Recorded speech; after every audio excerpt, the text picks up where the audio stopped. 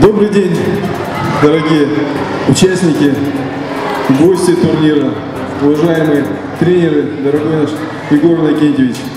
Но сегодня мы уже традиционно в новогодние каникулы проводим наш 8-й республиканский турнир на призы воспитанников отличника народного просвещения РСФСР Егора Иннокентьевича Черкашина.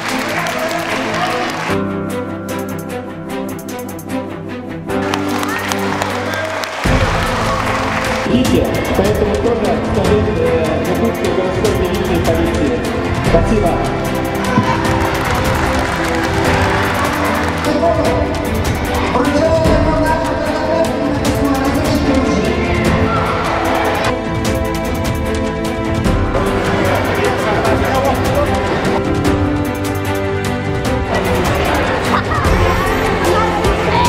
Данный турнир собрал 227 участников из 23 улусов республики.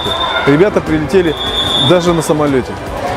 Мы традиционно проводим этот турнир для того, чтобы молодые ребята, спортсмены и их родители прониклись чувством благодарности и уважения к педагогам, к своим тренерам, которые вкладывают всю душу, а порой отдают и всю свою жизнь для того, чтобы вот такие маленькие ребята выросли настоящими сильными мужчинами, настоящими гражданами своего государства.